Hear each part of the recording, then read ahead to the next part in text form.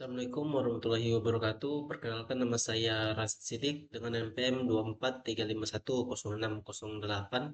Saya dari kelas 4C. Pada video kali ini, saya akan membaca isi dari buku pemrograman web, yaitu tepatnya pada chapter keempat dengan judul Scalable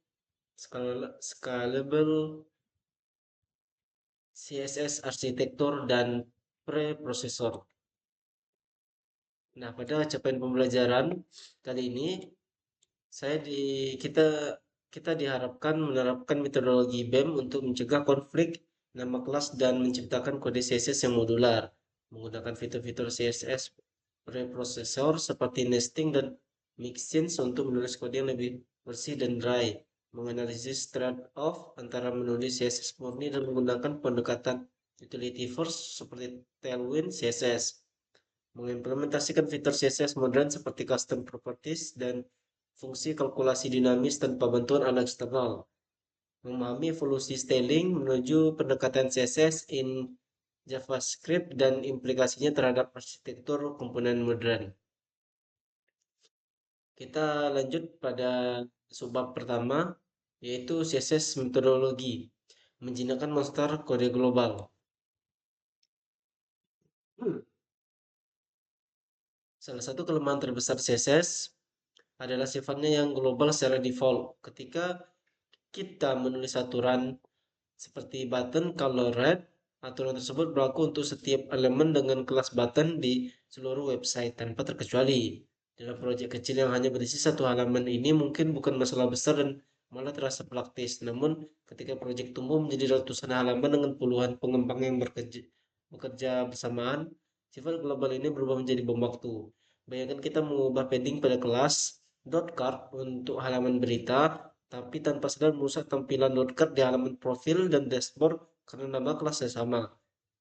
Masalah ini dikenal sebagai CSS Specificity Wars dan Side Effect, di mana developer takut menghapus atau mengubah kode lama karena tidak tahu bagian mana saja yang akan terdampak.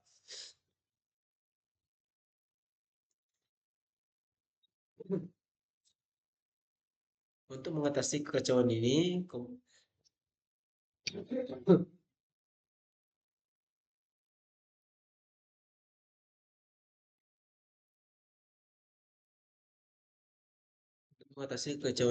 komunitas pengembang menciptakan berbagai metodologi penamaan dan yang paling populer dan teruji waktu adalah BEM, Block, Element, dan Modifier. BEM adalah standar konvensi penamaan yang diciptakan oleh Yandex untuk membuat hubungan antara elemen HTML terlihat jelas langsung dari nama kelasnya.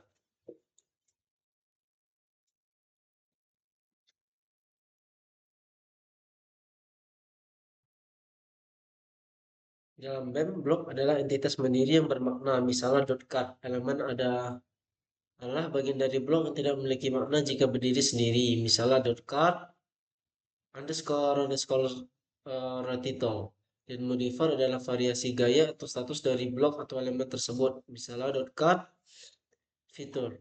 Dengan menggunakan pemisah garis bawah ganda dan tanda hubung ganda, BEM menciptakan nama, alhamdulillah, ruang nama semu yang datar, ruang nama atau namespace semu yang datar atau flat, sehingga kita bisa menghindari penggunaan nested selector yang meningkatkan spesifitas secara tidak perlu.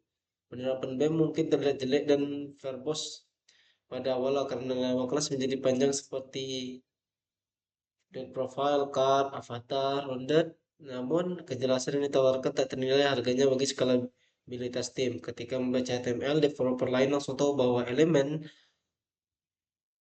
pasti berada di dalam bahwa elemen dot menu item pasti berada di dalam dot menu dan mengubah gaya tidak merusak elemen dot list item di tempat lain. Dan memaksa kita berpikir secara komponen jauh sebelum framework modern seperti React mempopulerkannya. Kita diajarkan untuk memecah UI menjadi blok-blok independen yang bisa dipindah-pindahkan atau portable tanpa membawa serta ketergantungan konteks dari elemen induknya. Selain BEM, ada metodologi lain seperti OOCSS atau Object Oriented CSS dan Smart Scalable and Modular Architecture for CSS. yang juga mencoba memecahkan masalah yang sama dengan pendekatan berbeda.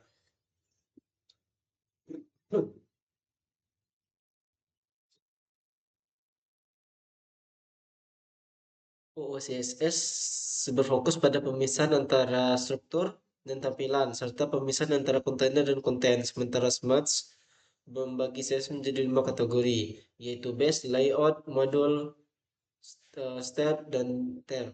Meskipun aturan teknisnya berbeda, benang merah dari semua metodologi ini adalah upaya untuk mengurangi repetisi kode dan mengisolasi gaya agar perubahan di satu tempat tidak merambat menjadi bencana di tempat lain. Memilih satu metodologi dan konsisten menerapkannya jauh lebih penting daripada berdebat metodologi mana yang paling superior. Tantangan terbesar dalam menerapkan metodologi CSS bukanlah pada teknis penulisan kodenya, melainkan pada disiplin manusia yang menulisnya. Sangat menggoda untuk mengambil jalan pintas dengan membuat kelas utilitas cepat seperti .readText atau menumpuk selektor .header, div, ul, li, a saat dikejar deadline. Namun, utang teknis ini akan berbunga dengan cepat. Kode yang tidak terstruktur akan menjadi word only, hanya bisa ditulis, tidak bisa dibaca lagi, memaksa developer selanjutnya untuk terus menambahkan kode baru di bagian paling bawah file CSS karena takut menyentuh kode lama. Metodologi arsitektural adalah investasi jangka panjang untuk kewarasan tim dan kesehatan proyek di masa depan. Lanjut pada subbab kedua, yaitu CSS Preprocessors, memberi kekuatan super pada CSS. CSS murni dulunya sangat terbatas. Ia tidak memiliki variabel, tidak bisa melakukan operasi matematika, dan tidak mendukung fungsi logika sederhana. Disinilah CSS preprocessor seperti SAS, Syntactically Awesome Style Sheets, LESS, dan Stylus masuk sebagai pahlawan. Preprocessor adalah bahasa script yang memperluas kemampuan CSS dengan fitur-fitur pemrograman sesungguhnya, yang kemudian dikompilasi menjadi file CSS standar agar bisa dibaca oleh browser. SAS, khususnya sintaks CSS, telah menjadi standar industri de facto karena kompatibilitasnya dengan CSS biasa.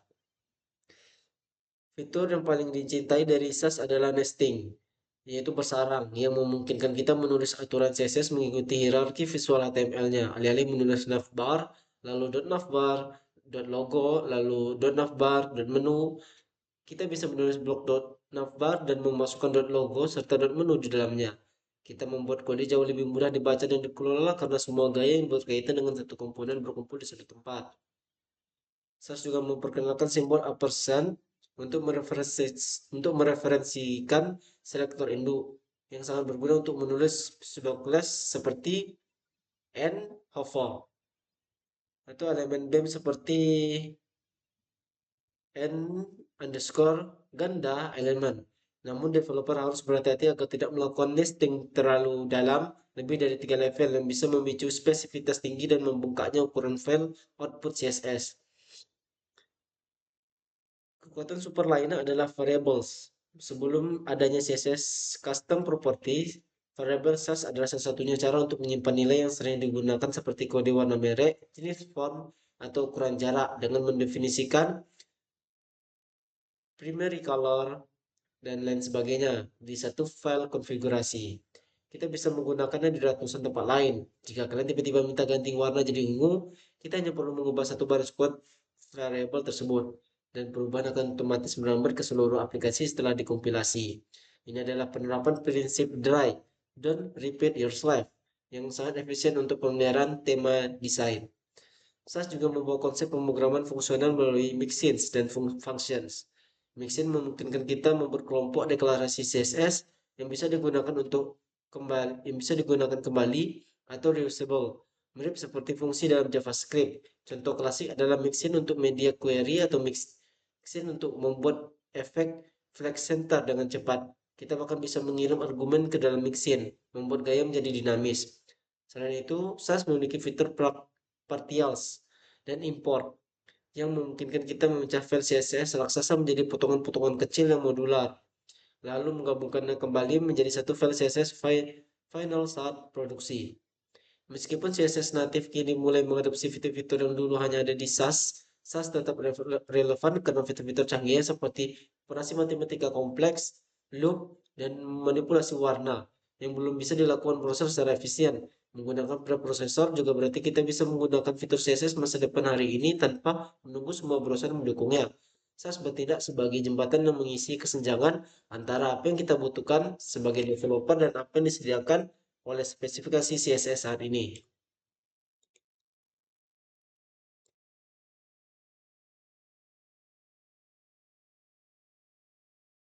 Baik, selanjutnya subbab ketiga, utility first concept atau tailwind, revolusi kontroversial. Jika BEM dan SAS mencoba mengatur CSS dengan cara mengelompokkan gaya ke dalam komponen semantik, tailwind CSS datang dengan filosofi yang berlawanan total.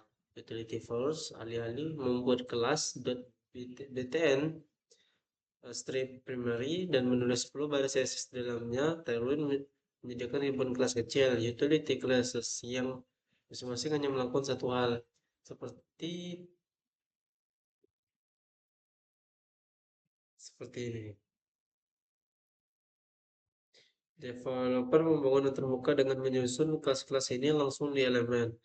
Karena type elemen seperti bermain Lego. Pendekatan ini seringkali mengejutkan developer tradisional yang merasa bahwa HTML menjadi kotor dan penuh dengan kelas yang panjang. Namun di balik kekotoran HTML tersebut, Tailwind menyelesaikan masalah terbesar dalam CSS skala besar.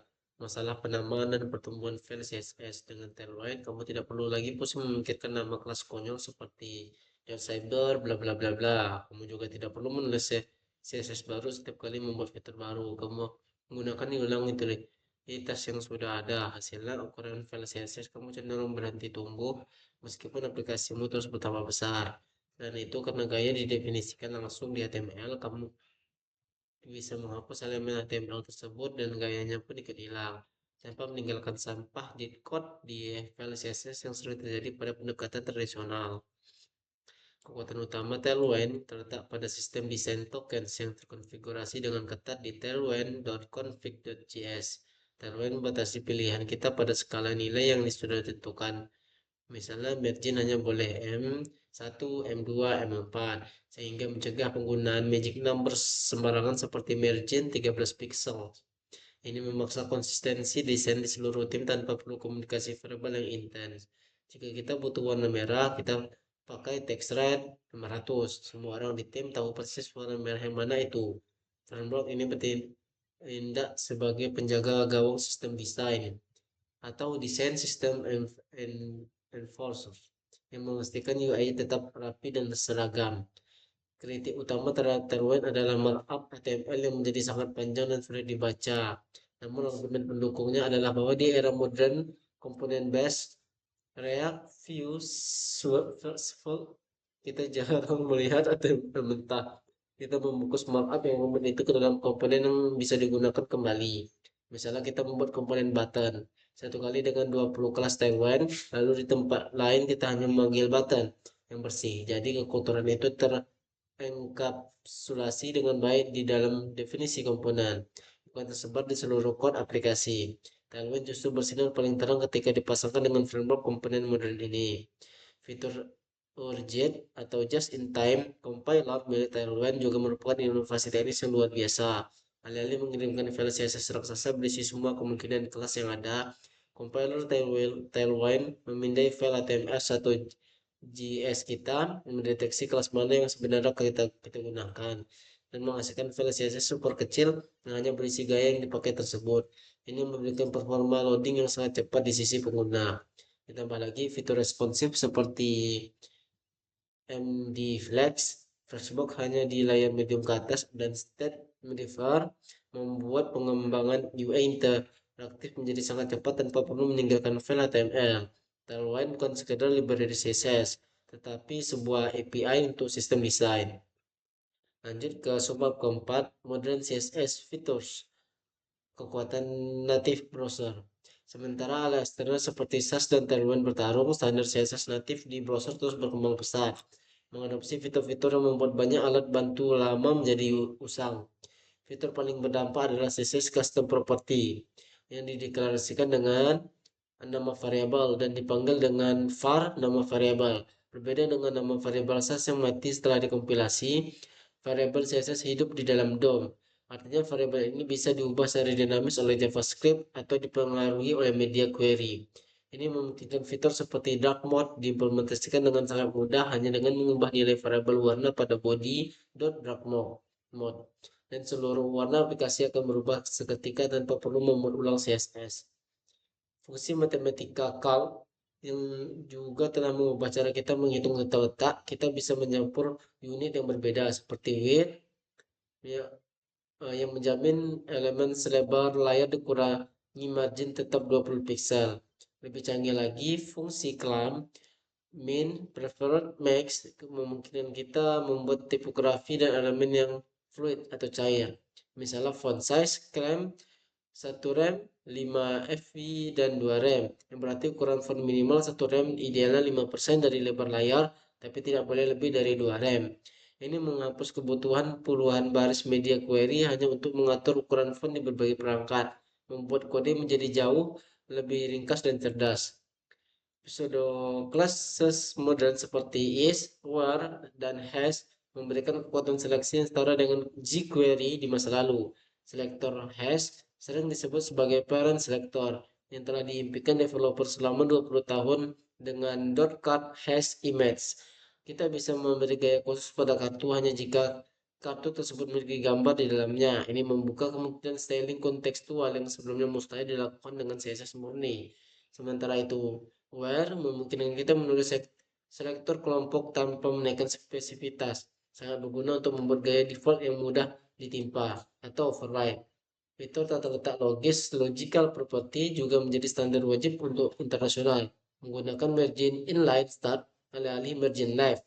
Memastikan bahwa jarak selalu berada di awal teks, baik itu di kiri untuk bahasa Inggris atau Indonesia maupun di kanan untuk bahasa Arab atau Hebrew.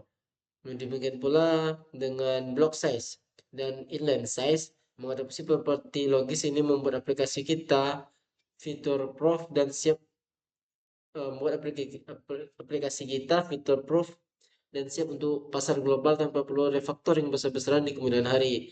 CSS modern semakin sadar akan keberagaman konten dan konteks pengguna.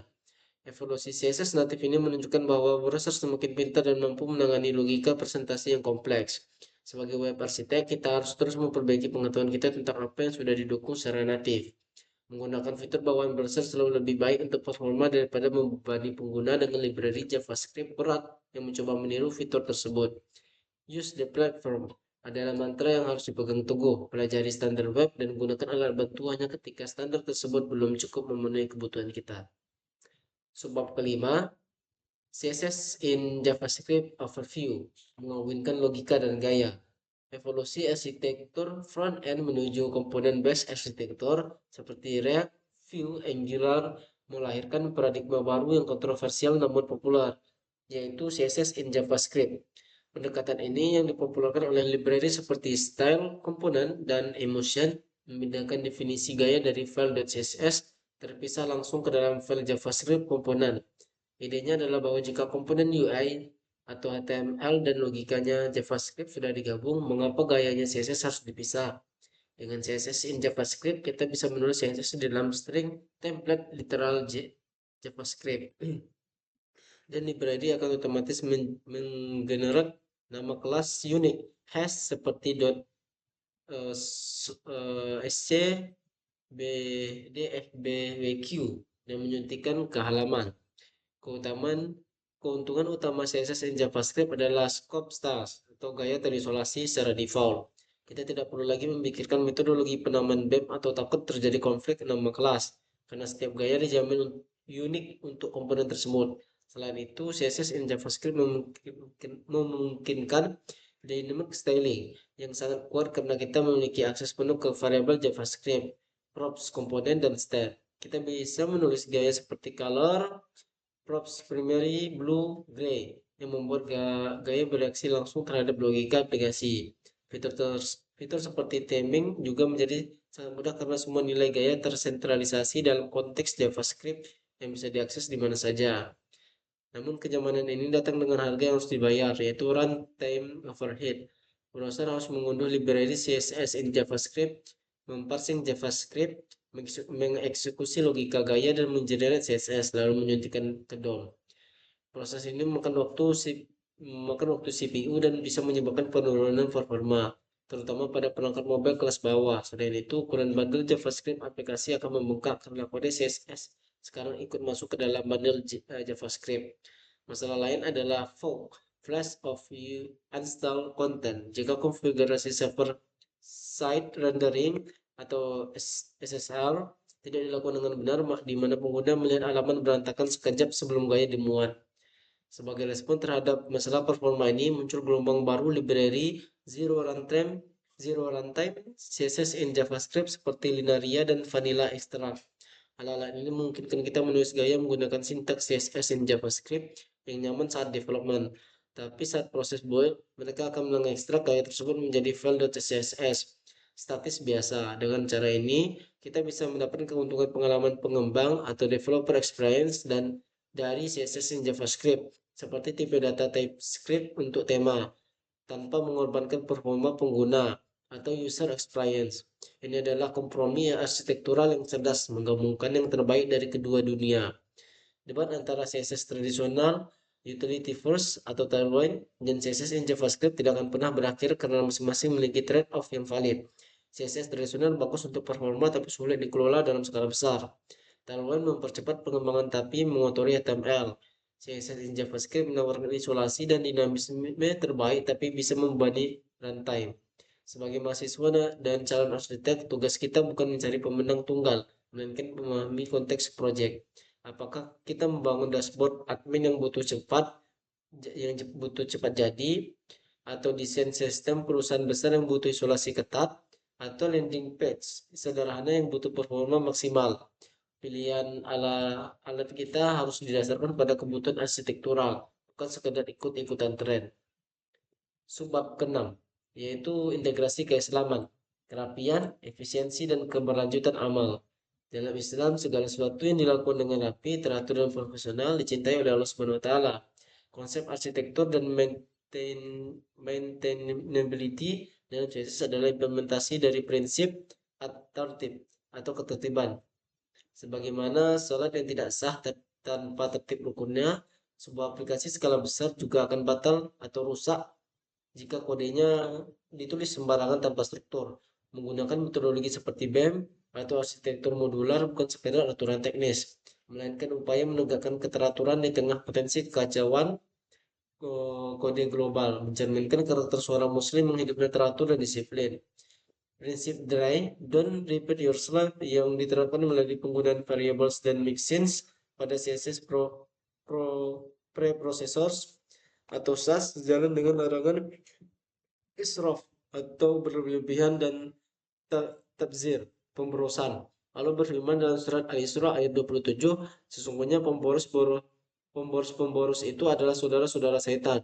Menulis kode yang berulang-ulang atau redundansi adalah bentuk pemborosan sumber daya komputasi, bandwidth pengguna, dan waktu pengembang. Dengan membuat kode yang modular dan reusable, kita mengamalkan efisiensi, memastikan setiap baris kode memiliki fungsi maksimal tanpa kesia-siaan.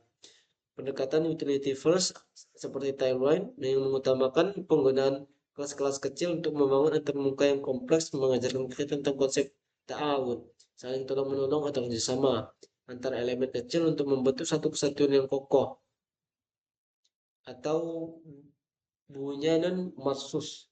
Tidak ada satu kelas yang merasa paling penting. Semuanya berkontribusi membentuk hasil akhir. Ini juga mengajarkan pragmatisme dan kecepatan dalam beramal, atau musara'ah fil khairat. Kita fokus pada hasil dan manfaat yang cepat dirasakan pengguna tanpa terjebak pada birokrasi penamaan kelas yang berbelit-belit, selama tetap dalam koridor aturan yang benar. Konsep maintainability atau kemudahan pemeliharaan adalah wujud nyata dari ihsan pada sama pengembang atau developer lain. Rasulullah Shallallahu Alaihi Wasallam bersabda, permudahlah dan jangan mempersulit. Hadis riwayat Bukhari. Menulis kode yang bersih, mudah dibaca, dan terstruktur adalah bentuk sedekah intelektual kepada rekan tim kita atau pengembang masa depan yang akan meneruskan proyek tersebut. Sebaliknya, menulis spaghetti code yang rumit dan sulit dipahami adalah tindakan egois yang menyusahkan orang lain atau taksir yang bertentangan dengan semangat persaudaraan Islam. Penggunaan desain token satu single source of truth seperti CSS variables untuk warna dan tipografi mencerminkan nilai istiqomah atau konsistensi. Seorang mukmin harus memiliki pendirian yang teguh dan tidak mudah berubah warna atau pelin-pelan tergantung situasi, kecuali ada alasan yang membenarkan. Demikian pula desain web harus konsisten. Warna primary blue harus sama di seluruh halaman.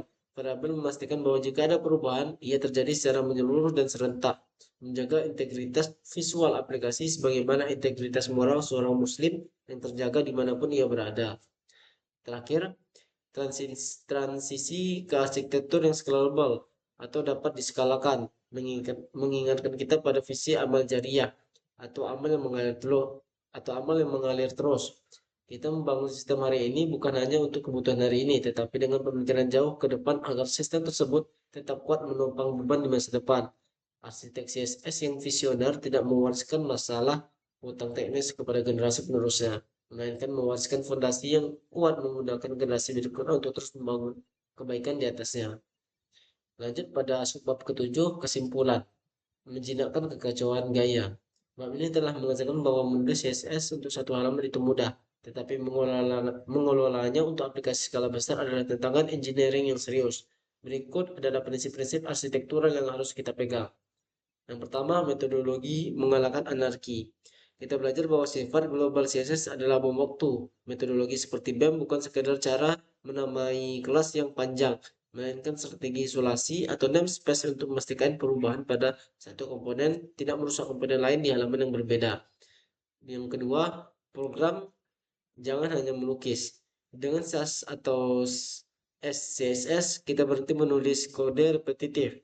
Fitur seperti nesting, mixins, dan variables memungkinkan kita menerapkan prinsip dry, don't repeat yourself. Pada styling, menjadikan kode CSS lebih modular dan logis kayaknya bahasa pemrograman sungguhan. Yang ketiga, paradigma utility first atau tailwind. Kita melihat sisi lain dari koin di mana mengotori HTML dengan kelas utilitas ternyata menjadi solusi ampuh untuk masalah inkonsistensi desain dan pembengkakan file CSS. Tailwind bukan sekadar library, melainkan penegak sistem desain atau desain sistem enforce. Yang keempat, kekuatan natif browser.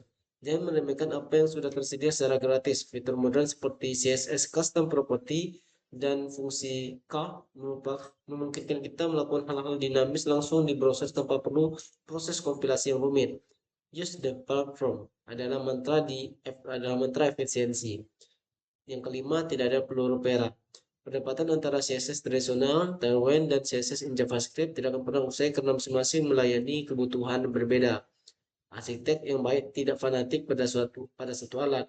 Ia memilih Tailwind untuk kecepatan iterasi, CSS in JavaScript untuk isolasi komponen yang ketat, atau CSS natif untuk performa maksimal. Dengan pemahaman tentang arsitektur gaya ini, kita siap melangkah ke bab 5, di mana kita akan membedah otak dari aplikasi web, bahasa pemrograman JavaScript, dan cara kerjanya di balik layar.